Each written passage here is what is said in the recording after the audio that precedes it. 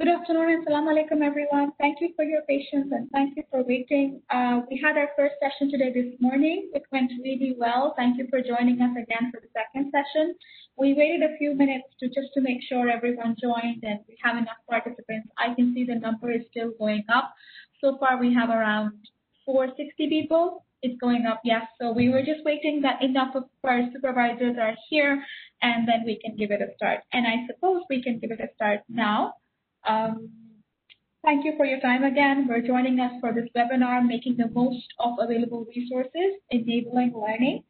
Before I begin, I'm just going to pause as usual and just check if my audio is all right. If you've attended the sessions before, you would know that there is a right hand icon on the right side of your screen. There's a hand icon on the right side of your screen. You will find the hand icon just below your name. Can you please click on the hand icon if you can hear my voice? Excellent. You know the drill already. I can see a lot of hands going up. Perfect. Perfect.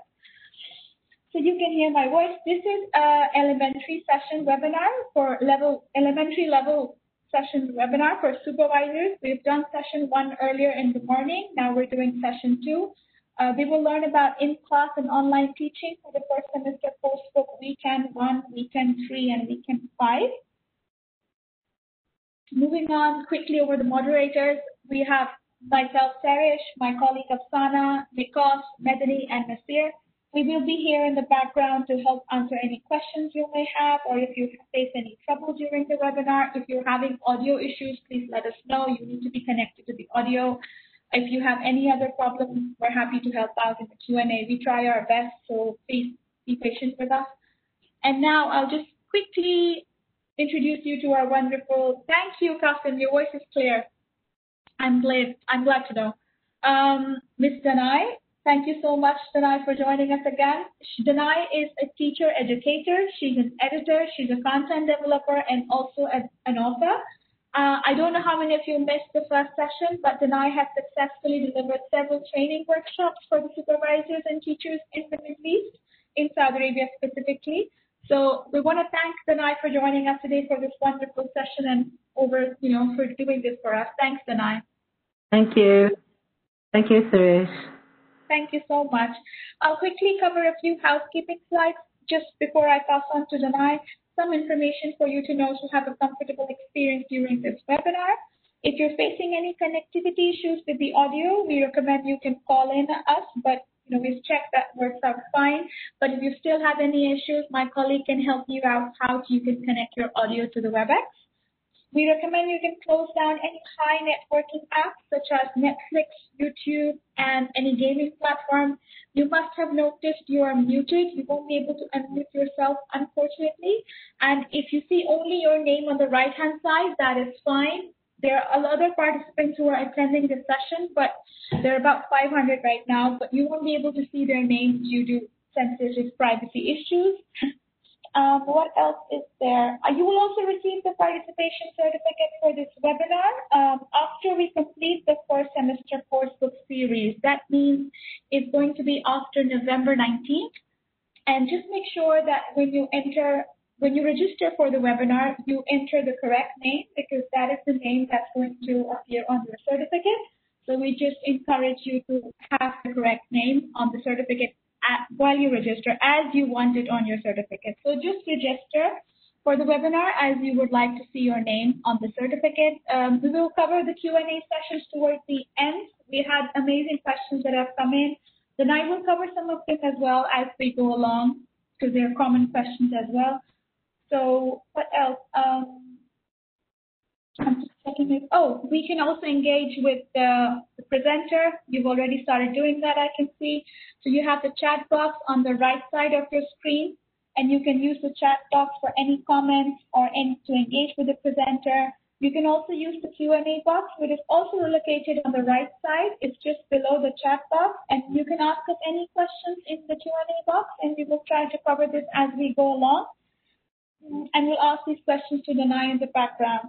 Lastly, if you can also use the polling function that you can engage with the speaker. And then you can do that by using the microphone that's on the right side. Our moderators will be in the background helping you out with any questions that you have, any issues, so we'll try our best to get back to you. And I guess without journaling any further, I'm just going to pass on to Danai, who is then going to start. Over to you, Danai. Thank you, everyone. Thank you. Thank you, Suze. Hello, everyone.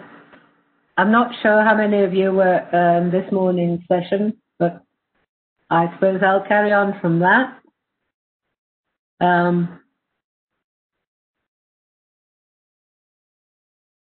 Okay, no, sorry, ignore that. There's just one question that I would like to address now very quickly and address later. Some of your questions will be answered through the content of this part, so I'm not going to be addressing them directly. There's another question about the alphabet. Teachers ask apparently if students should learn the alphabet to begin with. I think it was partly answered in the previous session when I said, okay, if you want to teach them the alphabet chant and so on, so everybody is happy, that's okay. It's pretty natural for them to expect to do that. But when it comes to letters, we have a distinct difference between first language and second language. In terms of Arabic, they have to go into reading and writing. This is a priority in the way they enter school to become literate and to learn about other things. In this case, we begin again with focus on spoken language and very gradually build up literacy skills. Right, I'm not going to carry on with that now.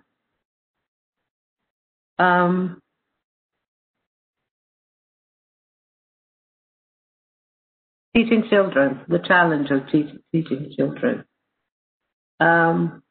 We help children learn language when what we ask them to do is enjoyable, meaningful, purposeful, social, full of practice, active, in other words.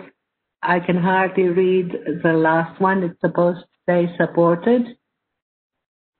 Okay, support is important. You could think of other things as well to add, obviously, there. But basically, children learn by doing things. So it's good to remind ourselves of that. I think you probably have the handout for this one. Yes? I'll share the handout in the chat box now, and you can download it from there.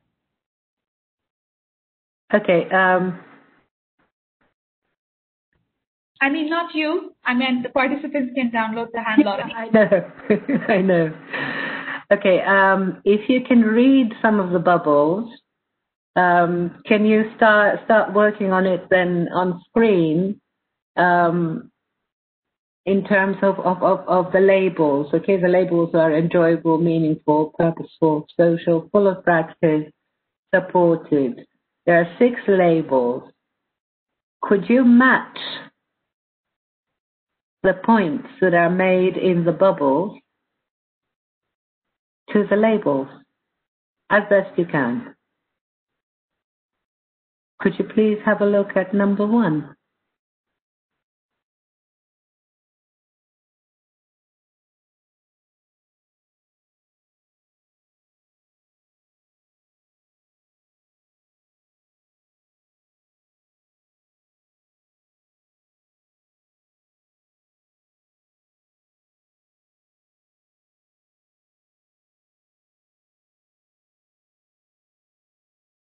Any ideas? I think we're just opening the handout as we speak. Okay.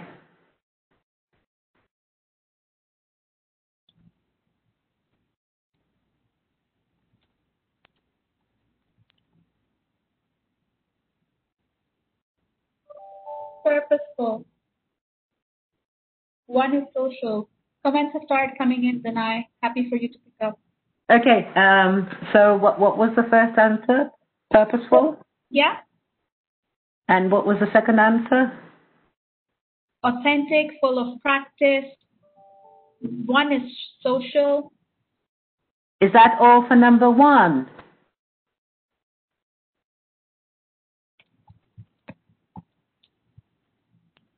Full of practice.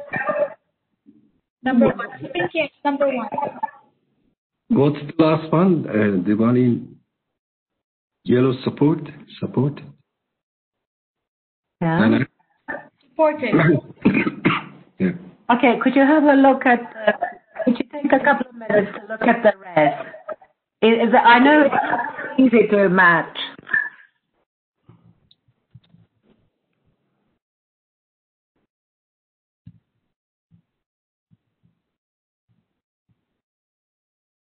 Number two, I would vote for number two, meaningful. What do the rest of you think? Yeah, because it's wide. It says, well, I can't really read it properly, but by expanding, remodeling children's language. Yeah, by praise, by act. By praise, by act, yes. So that by doing so, we make the language become more meaningful to them. Right? Yeah. Right.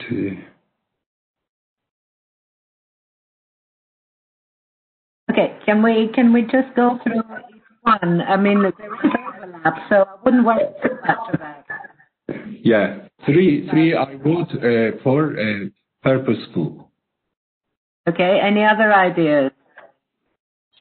I see full of practice chat a lot. Okay, so. The fourth is possibly enjoyable. Mm-hmm.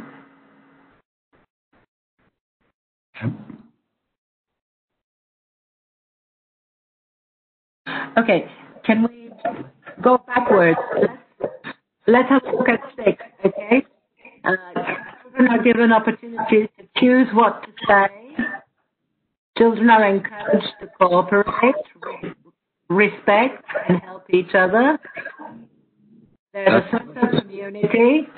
Classroom activities are shared, experiences, and events. The natural, real interaction.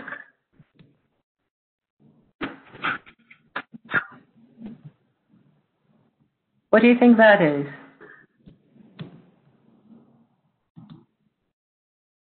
A sense of community is the key.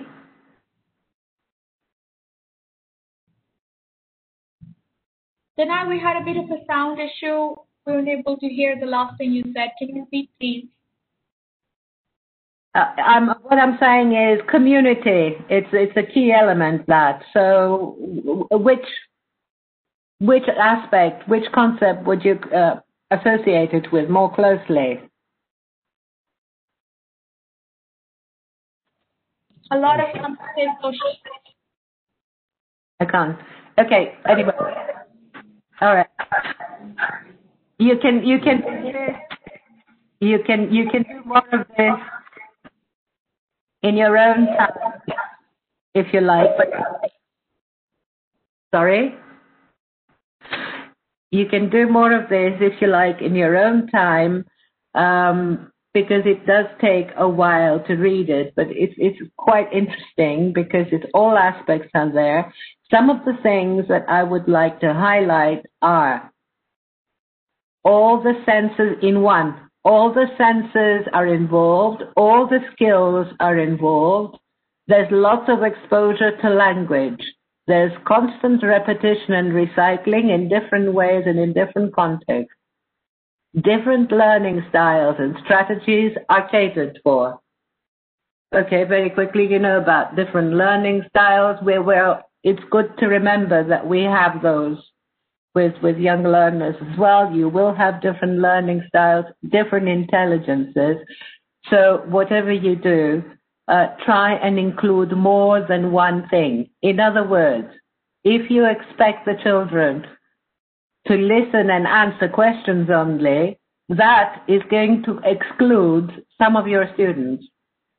because they're not going to be so able to deal with question answers on a speaking basis without any support, visual or otherwise.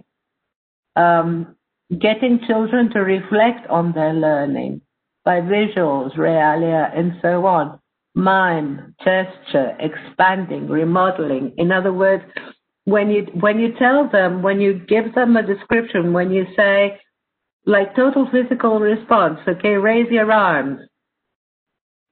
They have to understand and raise their arms, don't they? By asking questions appropriately and developmentally appropriate, in fact, is a very, very important element, okay? One of your questions earlier was on grammar. Well, if you mean teaching grammar through rules and things, no, not at this point. That's meta-language, isn't it? I don't know how they manage that in their mother tongue. Do they have to deal with a lot of meta-language with Arabic? But remember, Arabic is their mother tongue.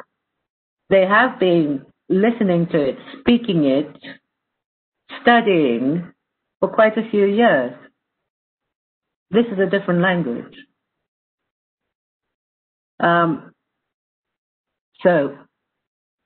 No, we don't do language, we don't do grammar in the sense of grammar giving rules and things like that. It's got to be clear, the forms have got to be clear, they have to be noticed, that's important. So this is why we have the material we have. And quite honestly, I would be saying exactly the same things if you were using completely different materials, different books. And at this point, what I want to say is, we don't teach the book, we teach the language, right? So basically, what we want the book to do and to be is clear, to the point, understandable by the children, by the students. Because at the end of the day, it is their record more than yours. We go through the book, we decide on how we want to do things, we decide on the procedures we're going to follow, how we're going to do it, what we're going to do to make it as interesting as possible, how we're going to elicit things, how we're going to practice, and so on and so forth. So, and we try to do it in the best way possible to help the children that we are teaching. Now, in 3, you've got, they can understand and relate to the reasons for doing it. Don't be afraid to share the rationale for what you're doing with the students. In other words, when you ask them to name things that you show on pictures, like a vocabulary drill, all right? Do explain to them if you think it's going to help. And in that case, obviously, you will have to use Arabic to tell them that you're doing this because it helps them. It will help them remember the words if they associate them with pictures, if they associate them with objects, and so on and so forth. I don't think it's bad to share any rationale that is understandable with students, regardless of age. Okay. It builds on what they already know in life and in L1. That, I think, is another very important criterion. We often forget that children are children. They might, in this particular case, they might be beginners in English, but quite honestly, they've been learning so much, and so much on their own. They've been growing for years. And if you consider how they learned their mother tongue in terms of L1 acquisition, did anybody give them rules? Did they give them grammar rules?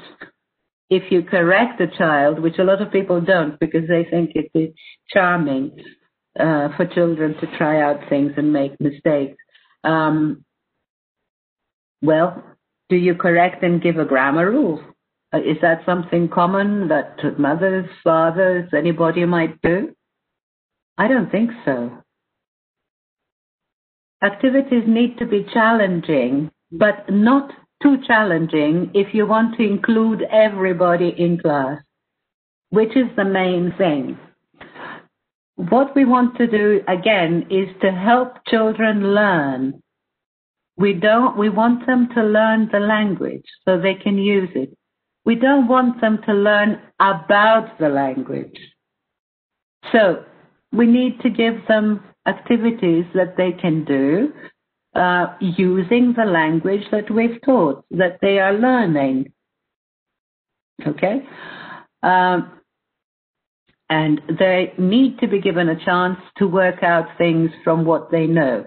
They're children, but they know quite a lot, if you think about it, in terms of real life, what to do around the house, what sort of things to watch out for. There's so many abilities and skills that they've developed completely on their own.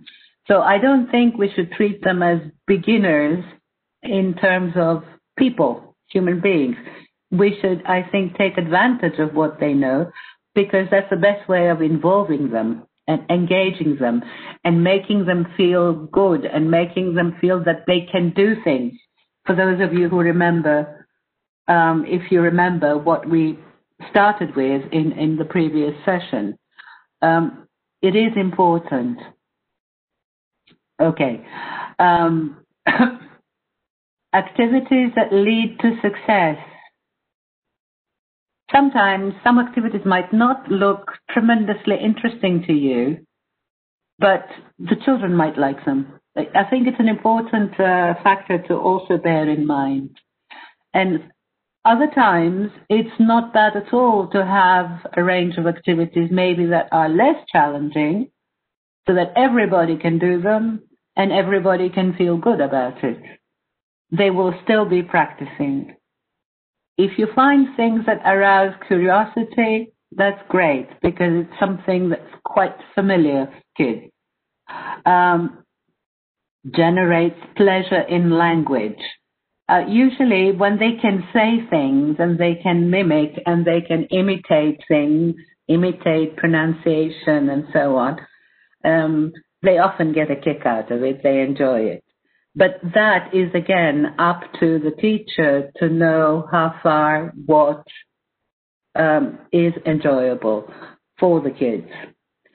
Curiosity can be something very simple. It's like the rule for curiosity, for getting people interested, and this has nothing to do with age, but children, I think, are the best fans of it, is to withhold. In other words, not to give everything. So, for example, you take a picture, yeah? If you show them the whole picture and they can see it's a mountain, you hope they'll say, a mountain. And if there's a house in front of the mountain, maybe you're using it for prepositions, and you say, where's the house? The house is in front of the mountain. Blah. And another picture is the house is on top of the mountain. So where's the house? It's on top of the mountain. Great. But if you take a picture and you cut part of it and you get them to try and guess what it is, that is an example of withholding what they can see, withholding information, hiding it in a way, covering it. That, I think, is a golden principle to use throughout. You have a story and you cut off the end. This is for slightly more advanced classes. You don't give the ending to the children. They'll come up with an ending which will probably be more interesting than the original ending. And so on and so forth. I hope I'm making sense there. But if you give it all and you tell them all, it's not going to work, because just imagine, think about yourselves. Those of you also who attended this morning's session, you've been sitting listening to me speak and just keep on talking all this time. It can't be, it's not comfortable. It's hard. It's very hard to sit and listen to somebody going on all the time. And upon that, some of the things that I have told my teachers not to say include things like, quickly. Don't ask children to do things quickly in class, like answer the questions quickly. Because by definition, what you're doing is you're addressing only those students who are fast, or only those students who maybe have more help at home and have managed to go ahead with things, and almost penalizing the rest. Also, quickly means race to do it. Everything has to be automatic, so there's no time to think. Why do I stress this so much? Well, because I remember myself. It wasn't that I didn't have the answers. I had the answers, but I wasn't one of the kids that was outgoing and really sort of competitive and so on. And by the time I wanted to say something, it was too late, so I gave up. It's important to include everybody. Okay. Just to remind us of a few things. This again goes back to grammar, which I think is in the back of a lot of people's minds, even if they don't admit it. Again, how do children acquire their native language? Yeah? They listen to it, they observe, they watch, they try out things, yeah? And try and find out from the results, from the outcome, what works and what doesn't. Do they make mistakes as they go through different stages of development? Well, yes, obviously. I mean, if you think of children, early speakers of Arabic, as they learn their mother tongue, don't they make mistakes when they start speaking? What do those mistakes show you, however? Do they show you that they're learning or that they're not learning? The way, due to circumstances, I'll answer myself. It shows that they're learning. Do they need to be taught explicit rules? No, because they work them out. How do they work them out? Through meaning, through context, through what happens. For example, if they are to use past forms when they get older, when they can deal with temporal structures, if they want to talk about something that happened yesterday, when they get to that point, they will use the correct form because they want to talk about something that happened yesterday, not something that's happening now or happens every day or will happen tomorrow. It's not because somebody says to them, look, when you want to talk about time in the past, you have to do this and this and this and this. They work it out. And what do? We get these incredible minds, quite honestly, amazing minds, and we limit this. All I'm saying is, let's give the children a chance because they've done this before, regardless of what the language is.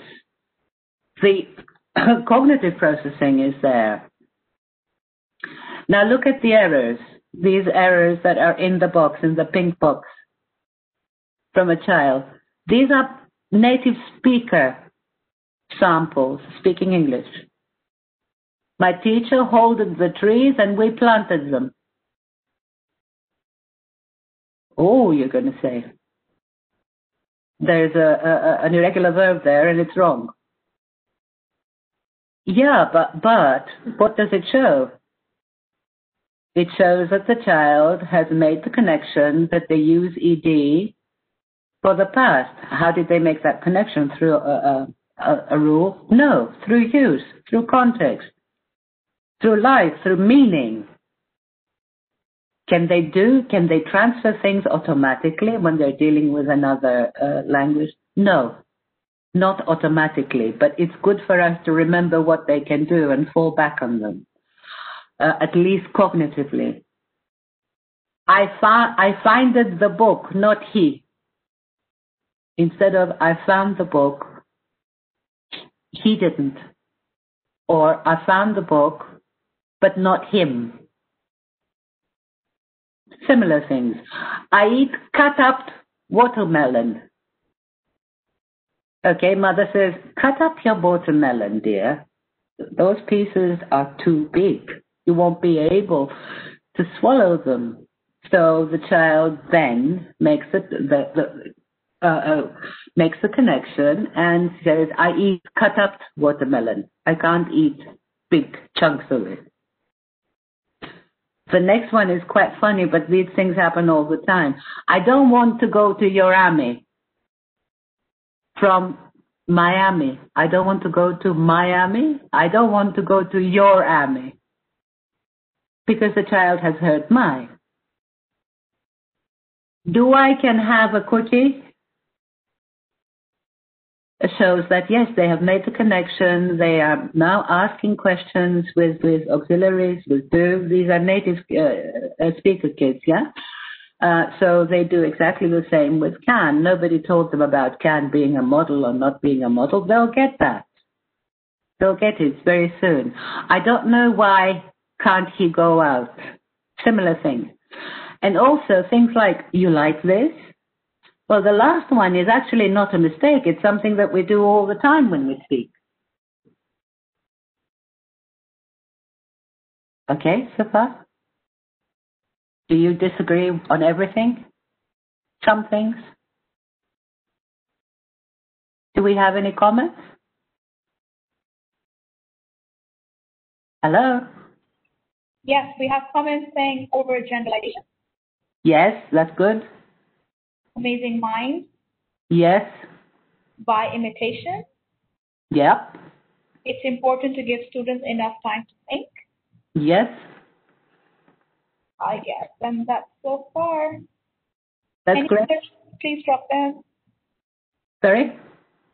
No comments. You think we should disregard the grammar? The what? Denai, do you mean we should disregard the grammar? No, we're not disregarding the grammar. We're teaching grammar in context, in use. In the beginning, should we disregard the grammar? Not disregard it when we present, when we teach, but allow the children to make mistakes when we want them to use language in order to communicate, because it's a very natural thing to do. In other words, tolerate mistakes. Mistakes can be constructive. That's the point that I was trying to make. That in mother tongue, in first language acquisition, we get a lot of mistakes because children try out things as they're learning, as they're developing linguistic skills. Okay, they try out things in order to speak, and to some extent, we should allow that in our classes as well. Because if we don't allow any mistakes, all we do is hear mistakes and nothing else, first of all, we won't know what our students are capable of doing.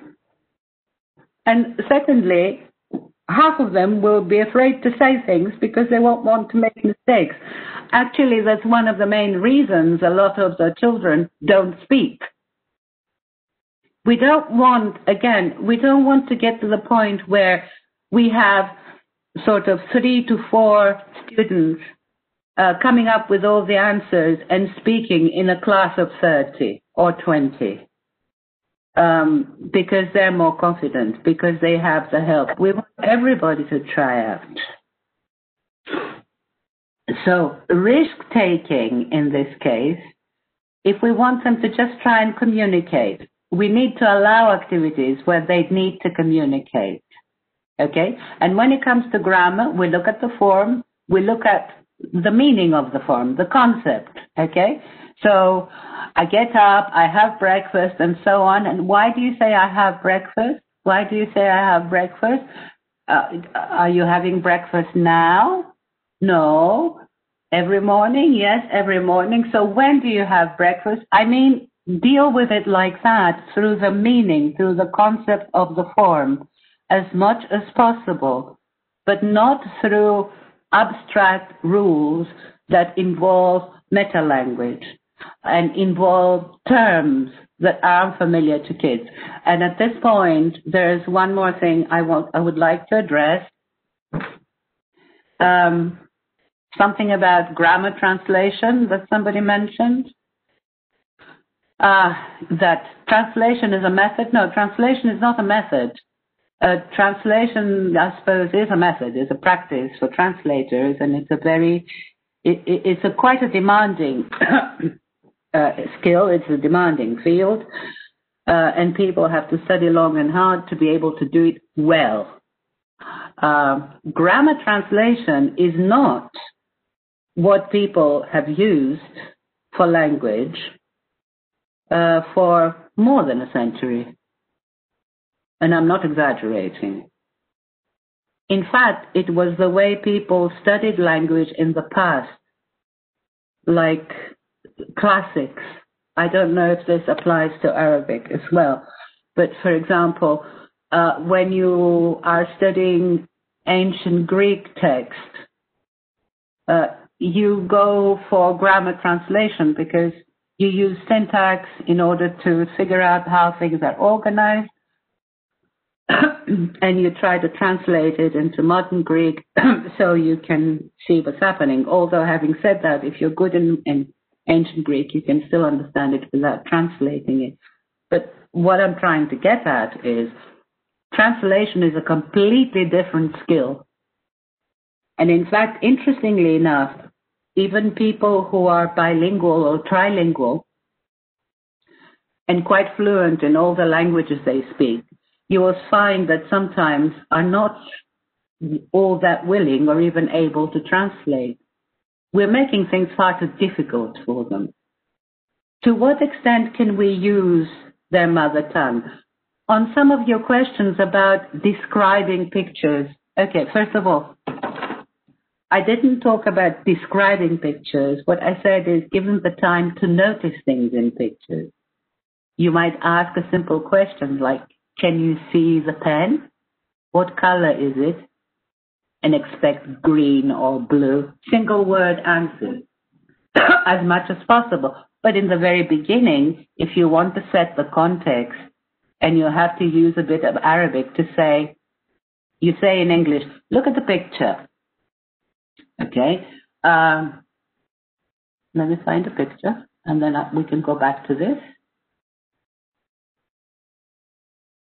So, not for this lesson, but as an example, look at the picture, okay?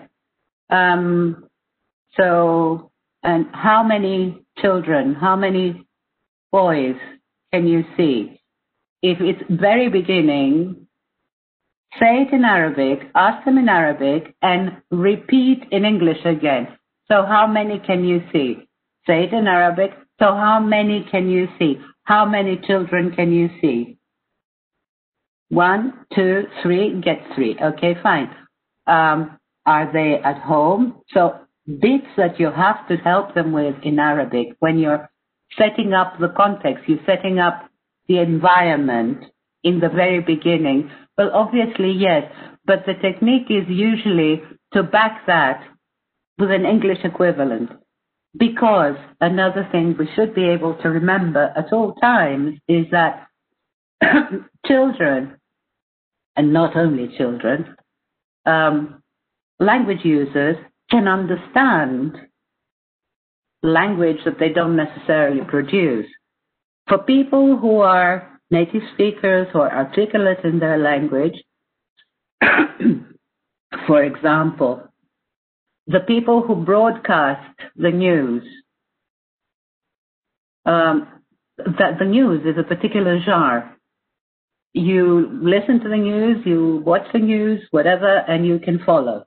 But do you speak the same way? I think not. You read articles. If you want to talk about written language later, you read articles, you read all kinds of books. Do you write articles? Not necessarily. So it's part of life. This is what I'm trying to say. But all within reason. Look at this. You were talking about language. Grammar in action. Listen and practice. Do you? Yes, I do. Does he? No. So it's there. The forms are there. All we're saying is, don't make it harder by giving them all kinds of rules, and also do not insist on people answering questions in complete sentences when there isn't a need to do so. If you want the children to come up with complete sentences, use something to prompt. Use something, for example, tell me about this picture. If they have the, remember, tell me about the people you can see, what they're doing, and where they are. And then you're going to get sentences. But if you say, so, what are the two boys doing? And they go, the two boys are sitting at the table. Is that natural? No. What are the two boys doing? They're sitting. Okay, let me go back. Okay. This is another sort of important area. Basic interaction patterns. Teach the students in class. Okay, when you present new language, when you give instructions, when you report back, giving feedback to the class. You can think of more things. How do you do it online? In pretty much the same way, I think, by addressing the whole group online. Okay? But if you have other ideas, please include them. Okay, student to student in open pairs. I think it's important to make this distinction. We're talking about open pairs. In other words, you ask two students in class, you point to the students in class, and they have to practice what you're doing. For example, how old are you? I'm 9. How old are you? I'm 8, or I'm 9 too. And the rest of the students in class can hear this. So you ask another couple of pairs to repeat the same exchange. It doesn't matter if it's the same. They need to be able to repeat things. But the main difference is that everybody can hear this. Everybody can hear them asking and answering. Obviously, this is good for earlier practice when after you have presented, so that the students can hear time and time again and have the chance to repeat.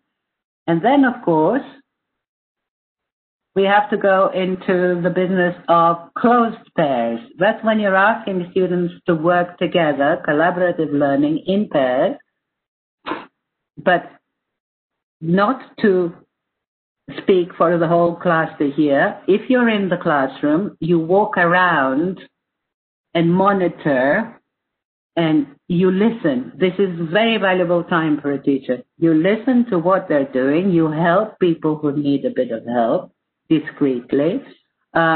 You make a note of what you hear.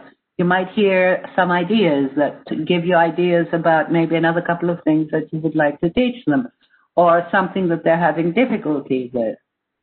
Okay, the list that you've got on the handout goes beyond beginner classes, yeah? Where does this happen online? In breakout rooms. And you know that you can monitor. In breakout rooms, you can go in and hear what they're doing. Okay. Students to students in groups. This, to some extent, of course, also depends, if you're in class, it depends on your desks and the setting of your class and so on. So, if possible, do allow students to work in groups. Groups, particularly with young learners, if they work out, some kids will be happier in groups of 3. Some will be ecstatic, very, very happy in larger groups. Some will not want to work with more than one person. Again, that's something for the teacher to know and arrange accordingly. Why? Because this can help you develop teams. What can you do with teams? You can develop an identity for a team with young learners. So you have the Tigers team, and you have the footballers team, and you have the racers team, or whatever. Okay, you have to involve them in what they want to call themselves, the team, and then they have in class a large sheet of paper on the wall on a board. They have to produce the artist in the group. They have to produce something which is going to be their logo, and they can post any projects or anything they do on the team poster, on the team space. If you can't do it in class, well, obviously you can do it online very easily. You can start a page for them or a file for them to post all the things that they're doing. Working together in groups, breakout rooms again.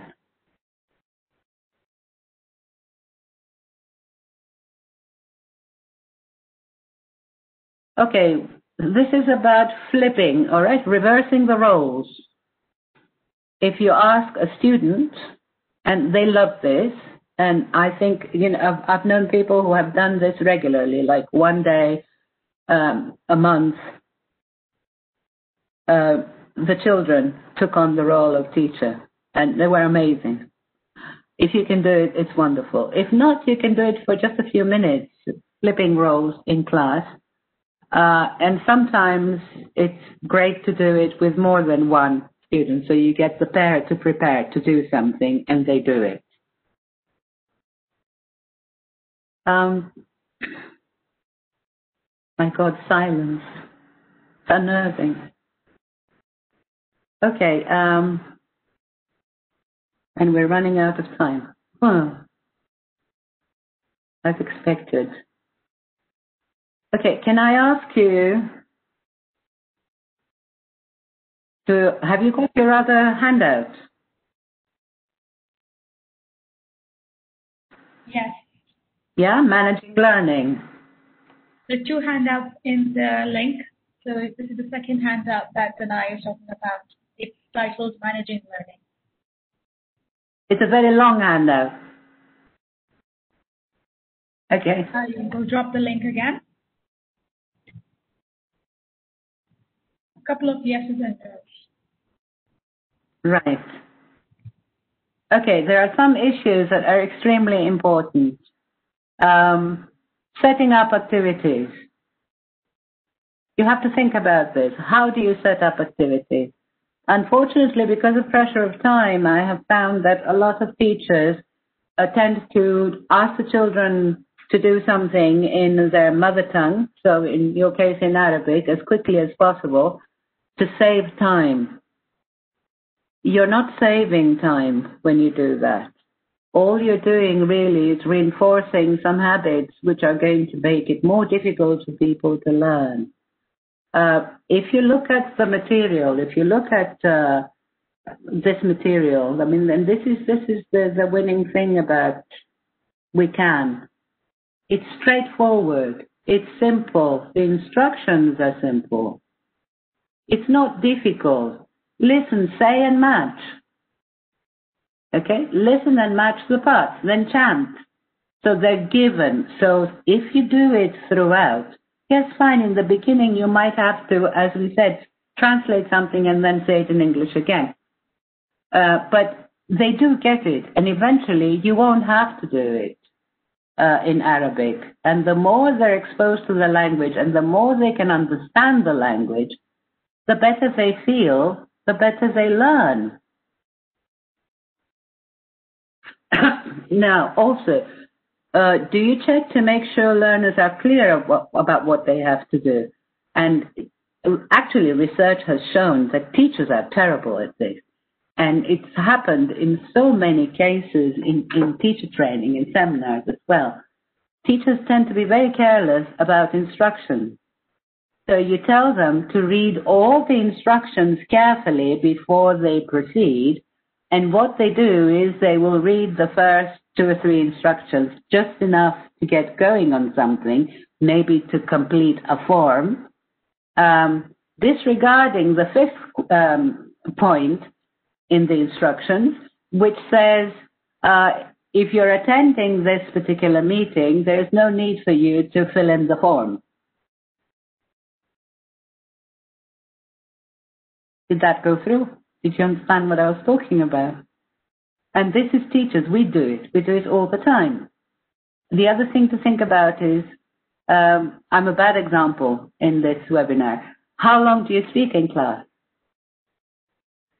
If you have a 40-minute, 45-minute class, and you speak half an hour, and in ideal cases, which I know are not realistic, you have, say, 15 children, which you're likely to have a lot more, and you allow the children to answer one at a time, you, teacher asking, student answering, or the student asking, teacher answering, one-on-one, you will get about, maybe if you're lucky, you might get a minute per child. If you have 2 sessions a week, then that's 2 minutes a week, and it goes on like that. If school went on for 52 weeks, then you would get about 100, let's say about 100 something minutes per year. So 100 minutes per year, let's say just roughly, let's make it 1.5 hours per year. So through 3-4 years, what does that make? 4 hours? 5 hours of speaking? Well, you can't really expect children to speak if what you do is speak in class all the time. You need to speak to model. You need to speak to expose them to things. You need to speak to set up activities. Of course you need to do all that. But if on top of that you insist on translating everything, explaining everything, not giving them a chance to think, well, there isn't really much you can expect. Also, do not echo. Now, this is classic. We've all done it. Okay? So you get answers, ideas from the class, and one child says, yes, I like chocolate. And the other student says, I don't like chocolate, but I like ice cream. Okay? And every time somebody says something, you repeat it. And you say, so Ali likes chocolate. Hashim doesn't like chocolate. That takes up time. Train your learners, train your students to listen to each other. This is one way of getting them involved and engaged in the lesson. If they know you're going to repeat everything anyone says in class, they're not going to listen to each other. They have no reason to. Okay, have you all got your hand out now?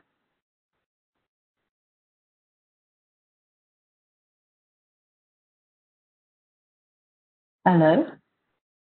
Yes. Yes. Yes. Yes, yes. A lot of people have saying yes.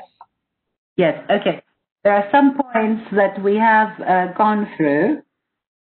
Let me say one thing. This long handout that I decided to give you really covers a greater area. It's not just for young learners, but I thought you might be interested in having it. You will be able to tell which parts are for young learners mainly and which necessarily not. But the first one is what we've been talking about, setting up activities. And basically, please don't set up activities quickly using mother tongue, using L1. Use a target language so you can increase exposure to it and so you can help them see how much they can understand, even if they don't have to necessarily produce it themselves. Instructions, maybe in their last year, okay, and this would apply obviously to more advanced learners. After that, to older learners. When you have instructions that you know the children have seen a number of times and they can read, so this is why I said last year, or after that, when they go to high school, get them to read the instructions in English. So you say, okay, fine, look in your book, look at exercise so-and-so, you look around to make sure everybody is following, because some people will not be looking at exercise 3, they're going to be looking at 5 or 2, or they haven't heard. Okay, so you get somebody to, can you repeat which number? Okay, fine. So exercise 3, okay, fine. Now read the instructions. Together in pairs, help each other understand. Why? Because reading instructions is a very important skill, and we try to take advantage of any opportunities we have to develop reading skills, develop understanding. So there is a note there. Let's not forget that being able to understand and follow instructions is a very useful function in education, as well as social and professional context. Yeah, you buy a new computer, you need to read the manual. You might say, yeah, well, it's translated into Arabic. You know that sometimes the one that's been translated into Arabic is not really very helpful, don't you? Because this is what happens with any language.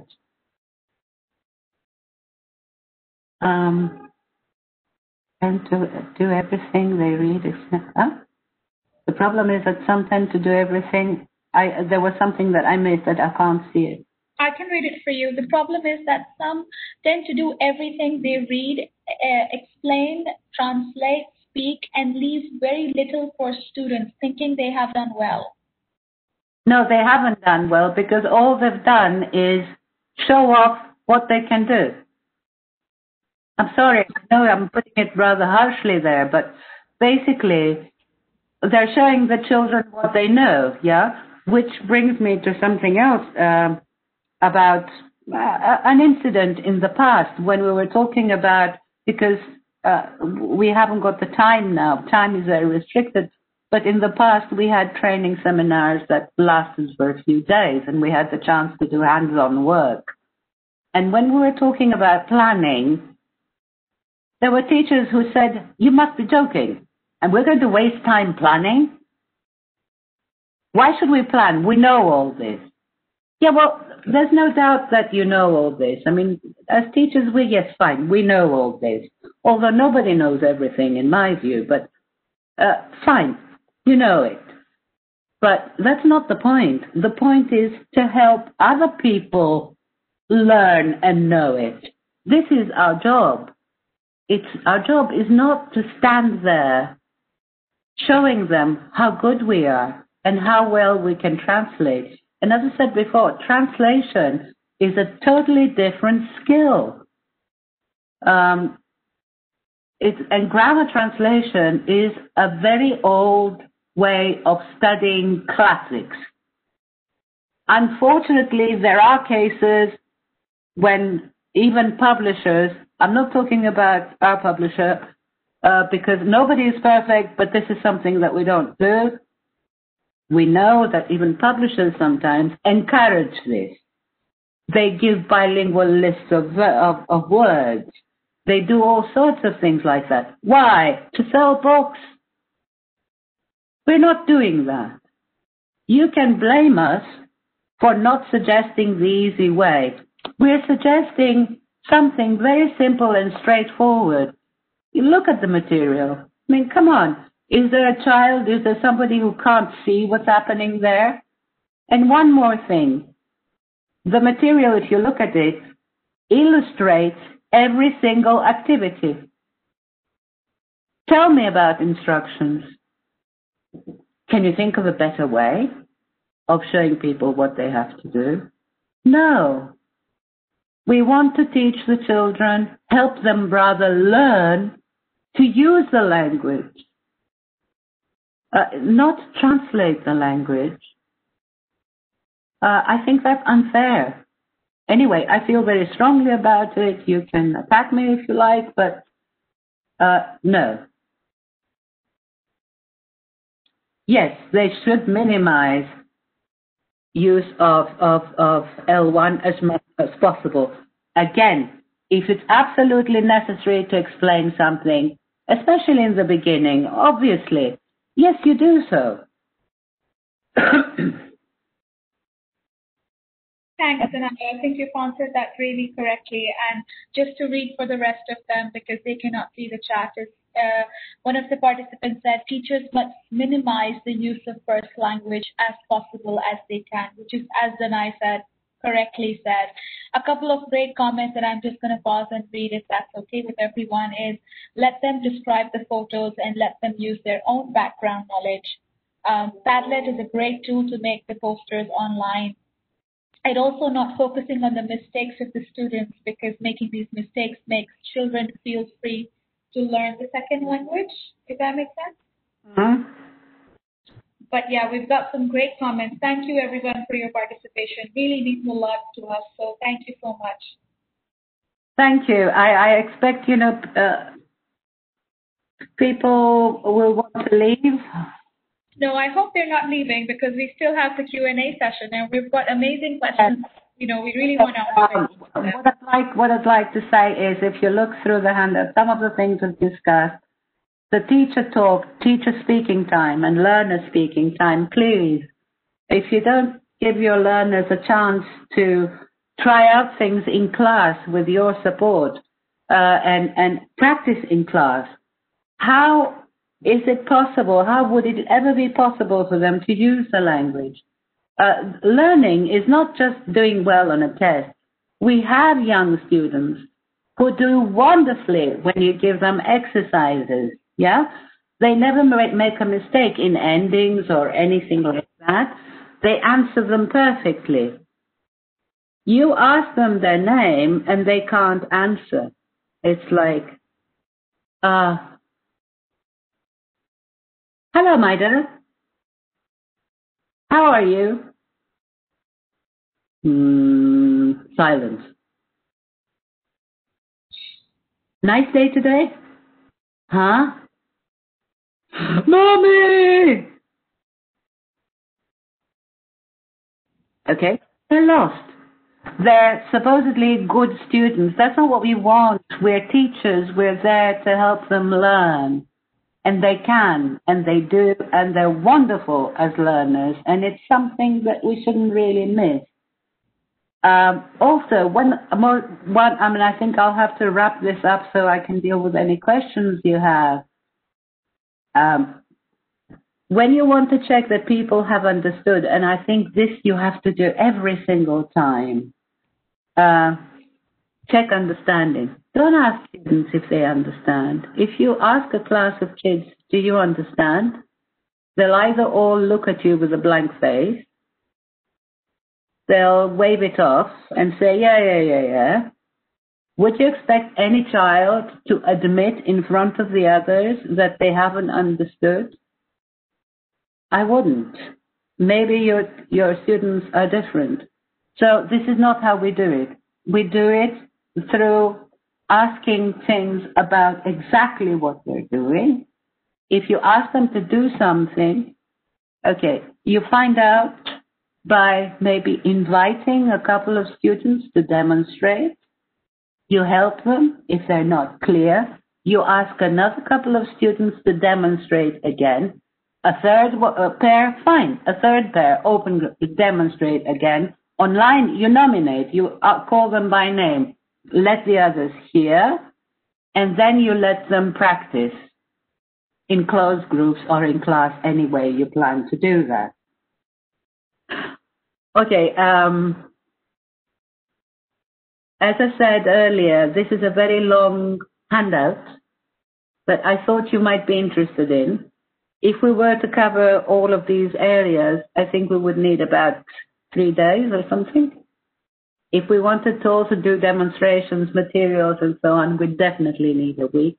But I thought you might be interested in this, so it might help you maybe reflect on some things and on possible pros and cons for online teaching, learning, compared to in-class teaching. I think there are pros and cons in both cases, quite honestly. And I just can't thank you enough for your attendance, your patience, and I'm sorry if I was kind of very strong on some points. I do care about what I do. Please forgive me if I have offended anybody. That was not my intention. Questions? Thank you.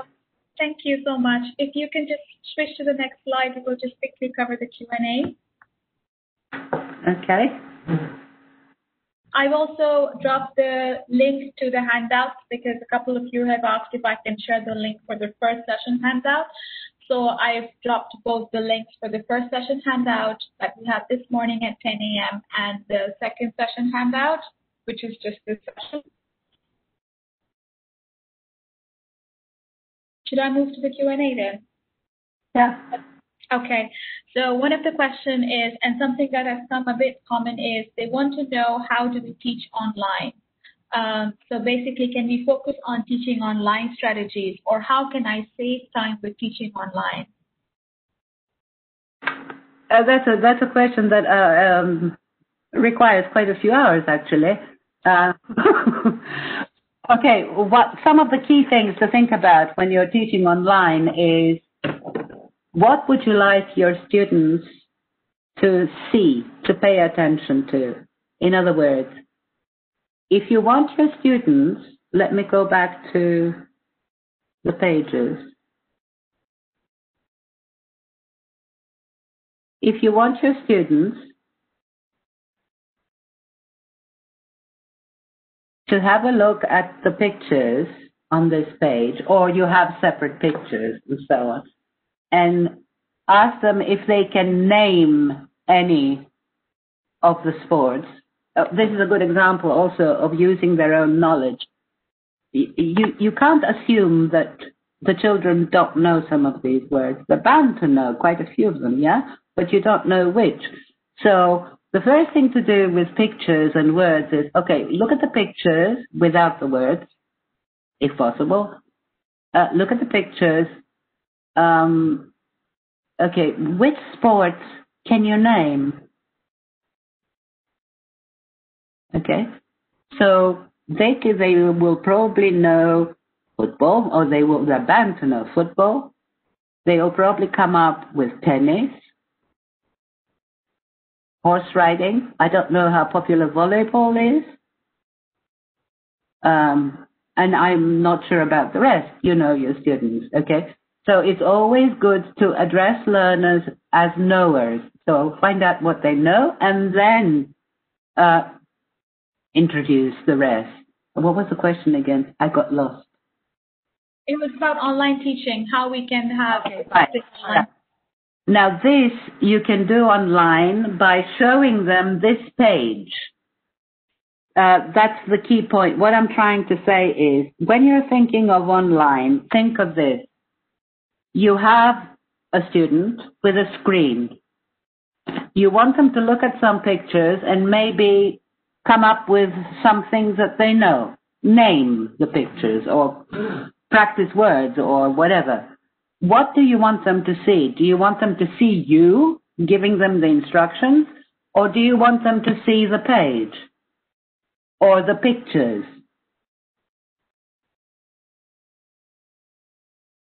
Hello? I haven't received a response, but yeah, I think that makes a lot of sense. It's just showing them and use them and the picture, Maliha says. Okay. I know this is not fair. It's a very quick answer. I know some of you are more experienced with online teaching, and maybe some aren't. But basically, this is a key point. Think of the learner in front of the screen. You want them to do something. Think of your own digital presence. Your digital presence doesn't have to be visual. You've only got my voice all this morning, okay? but your students do have the visual picture of you, but you also have your voice. So your presence doesn't need to be on screen. On screen, you put whatever you would want your students to look at.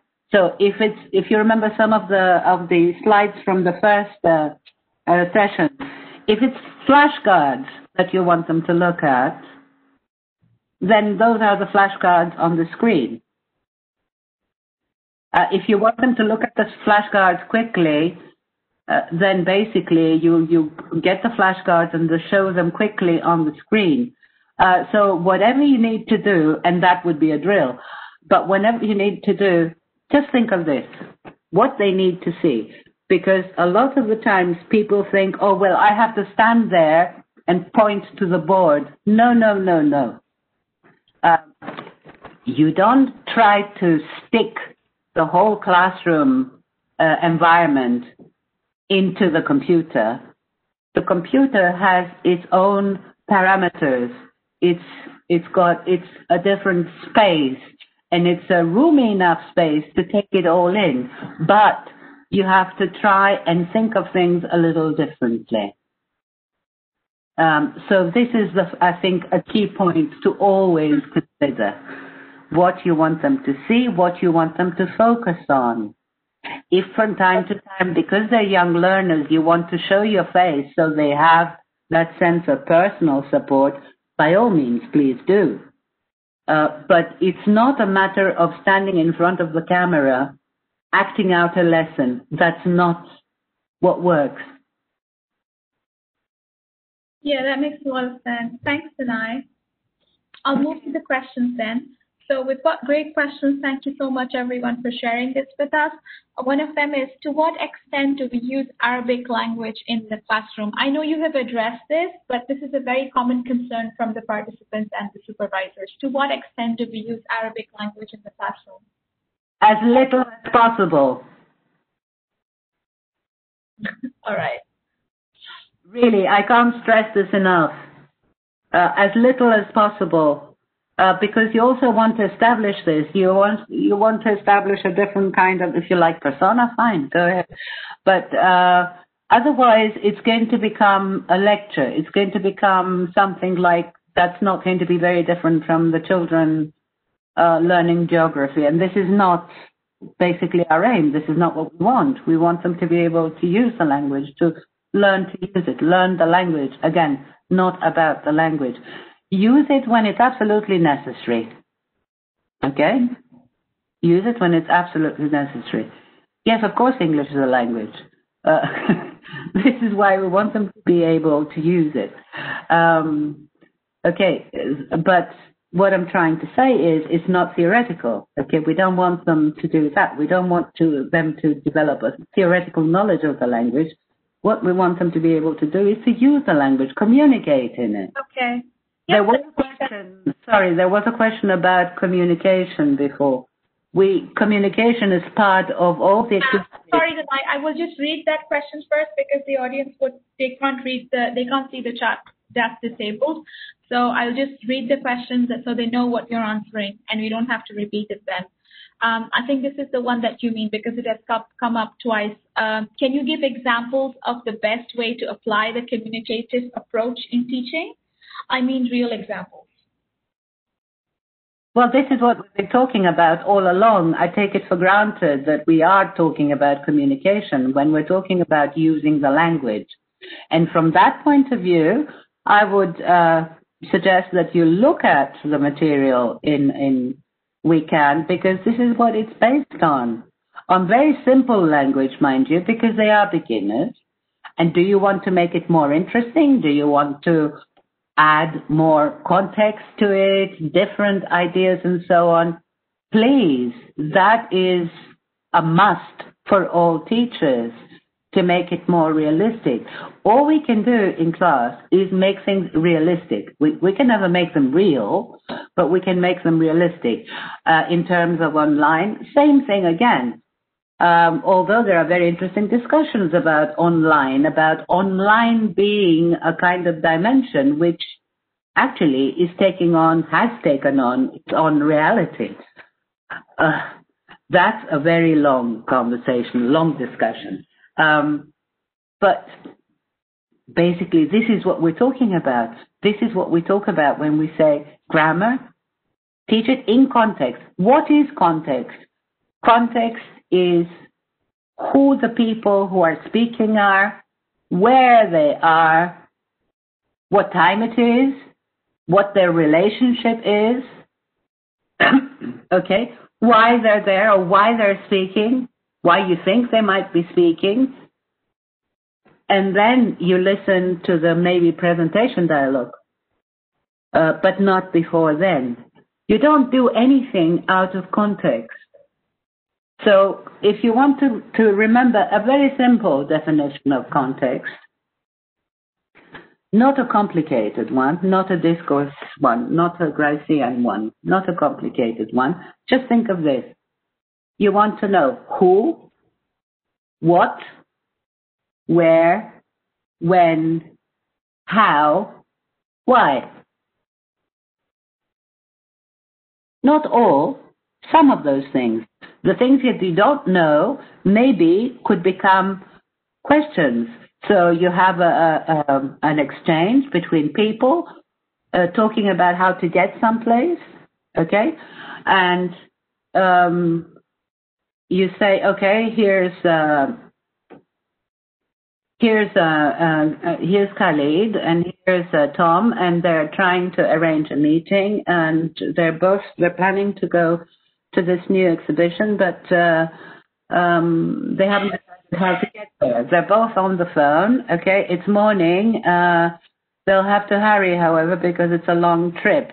Okay, listen to them and say how they have decided to get to the exhibition, and you hear them say, Hi, so what have you decided? What are we going to do? Well, what do you think? Should we drive? Drive? There's going to be too much traffic. I don't think it's a very good idea. Well, fine. How about the train? Takes a long time, doesn't it? Oh, come on. Okay, let's drive. You with me? Yeah, makes sense. Okay, but in the meantime, you have also put the question to them. Okay, listen to this and tell me how they're going to get there. Just one listening point.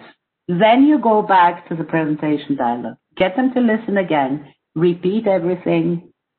Then get them to practice in pairs. Then change the context. So it's not Khalid and Tom.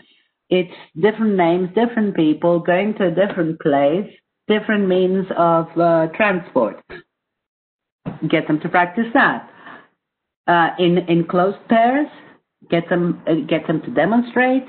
In open pairs in class to show off, and then maybe get them to do their own exchange, similar exchange in pairs, but thinking of where they are, the country they're at, and the place that they would really like to. They can pretend to be older if they want, and have a dialogue. So basically, communicate in a very realistic manner. And that's the approach we want them to have that communicative approach. Thank you, Vinay. One more question that has come up. In Saudi Arabia, teachers worship grammar. Teach in context is amazing, but won't serve well when we want to exam them in finals. Sorry, what finals? Which, you mean, are you talking about the university? Exams, I think, is the final. If you're talking about international exams require this kind of knowledge of language, being able to use the language and knowing why you're using what you're using when. Are we talking about university exams? No, I think it's a school exam. The school exams, the exam then should reflect what you've been doing in class. Do the exams include grammar rules?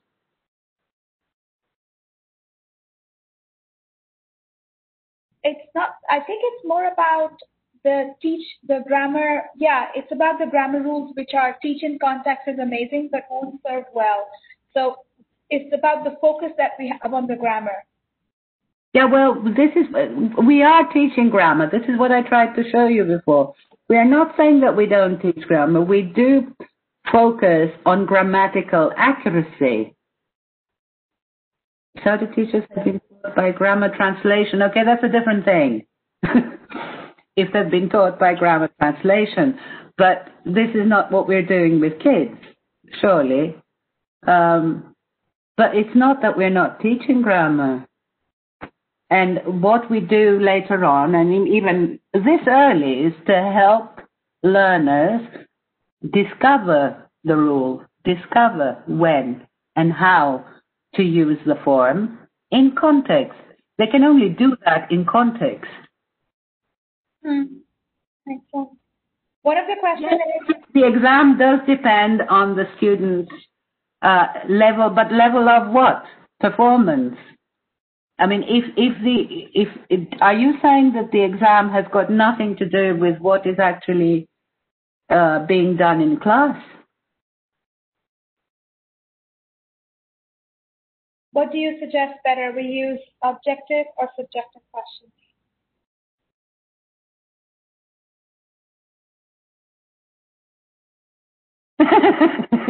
I'm just getting some thumbs up there. Okay, big question again. Testing, assessment. You will also see that through the goals and so on, you are getting, yes, fine, yes, of course, fluency versus accuracy is an issue. This is what we've been talking about. This is why I said you don't jump at every mistake. You give them the chance to develop, you give them the chance to communicate, make mistakes. If you want to practice the form and you want them to be correct in terms of grammar, grammatical accuracy, lexical accuracy, then obviously that's different. Look, I'm really sorry, but I have assumed some things I could, which is not very good sort of from a communication point of view, but yes, I have assumed that you had this background. This is why I'm addressing the things I'm addressing. Yes, absolutely. As long as what they deliver is clear and makes sense, somebody said, it's acceptable, more than acceptable. Okay, so we pay attention to everything. Yes. We pay attention to everything, but basically the important thing with kids is to help them learn in ways that are developmentally appropriate. And what I'm trying to say is grammar translation isn't, if you like. It doesn't work. And they have so many strengths and such wonderful minds because they've done so much and learned so much about life and their own language and all that in the 7, 8, 9 years they've been around. There's more there. Yes, absolutely. The aim is practicing the language, not the marks. Yes, I agree. This is why we go for formative assessment, ongoing assessment, not as punishment, identifying the development of our learners. If you ask teachers who are set on mistakes, they can't tell you, and we've done this quite a few times, they can't tell you what their students can do. Try it with teachers. Ask your teachers what they think their students can do. Most of them will start talking about the mistakes that the students make. That's a bad sign. We need to change attitude with that. Yes, somebody's asking if we're finishing. I suppose, yes, people are in a hurry. The level of the students can vary tremendously. We understand, okay, exams, a lot of us don't have control over the exams. You know what? You make it clear to the kids what you're doing for the exams and what you're doing for them to be able to communicate. It's not a problem. Most of us have had to live through that. I think one thing, Danai, is we want tips to how to deal with low-level students, unmotivated students during the weekend series, because a lot of teachers seem to be complaining about dealing with low-level students, which is students who are not motivated right now due to the current situation, perhaps. Well, due to many things, but it also has to do with the teacher's attitude to the material, to what they're doing. We affect our students tremendously. And if children are not motivated, they might have many different reasons. What I'm trying to say is, this business about getting students motivated, I don't want to even go close to it unless I know more about my students, each person, what their circumstances are, how they live, what they like, what they don't like, and so on. Do we try and find out? Yes, we should. Do we do it? Yes, we do it, and we do it gradually, and we keep sort of notes, and it helps us interpret things. But really, what we're aiming at here is to get the students engaged, to get them to participate. If the students switch off, well, think of yourself when you were a 9-year-old. How did you feel when you were in class and you had somebody talking at you non-stop for an hour? How would you feel? Did you remember what you heard? Did you want to do anything there? Didn't you switch off? I switched off. Sorry. I was no good in that kind of situation. Yes, somebody mentioned learner needs. Absolutely, very important. But we have to spend time. You have brought up huge areas of psycholinguistics and assessment and, yes, differentiate your instruction. This is why we're talking about differentiated instruction, inclusive instruction. I have tried to avoid differentiate from that point of view, but we're talking about inclusive. So basically addressing everybody, not only the few privileged in class, not only the few that make our job easy, because they already know it. We're really running like 30 minutes over time. Thank you, Danai, and thank you everyone for waiting for us. We'll just take a few questions. And if we have not answered your questions, that doesn't mean it hasn't come through. We've made a note of this, and we will get back to you regarding your questions. So we have the record of all the questions that have come in. But before we just sign off, Danai, there's just one more that I want to deal with. It says, learner-centered approach aimed at involving active learners and thinkers. Can you comment on that? Well, this is what we've been talking about. Well, learner-centeredness. This is exactly what we've been saying. You have to focus on your learner, focus on your learner's needs, focus on what the learner knows, what they can do, what they can't do, help them do. It's all learner-centered, but what I'm trying to say is this is not dependent on a course book. Necessarily. It's not a matter of one or two activities. It's not a matter of choosing one or two topics that seem interesting. It's a matter of doing things, following procedures in class that support and develop that attitude. You can't be learner-centered for two activities in class and the rest of the class lecture. Absolutely. You've been coming up with all the labels that we have used, we use, and so on. Yes. Yes, absolutely. Thank you so much. Thank you, everyone. Thank you so much. Sorry, we've already overrun 35 minutes. We appreciate all your questions, and we really try to answer all of them. But there's only so much we can get through with time. And as Danai said, there is so much to cover. But we do have your questions, and we can get back to you. Thank you so much. You can get in touch with our social channels that you can see on your screen. I want to thank all the participants and the supervisors for elementary level who attended for both sessions. And also, at this point, I want to thank the Ministry of Education, Saudi Arabia, and Tatweer for organizing this and for all their support that they had during this webinar. So thank you so much, everyone. Thank you for your time as well.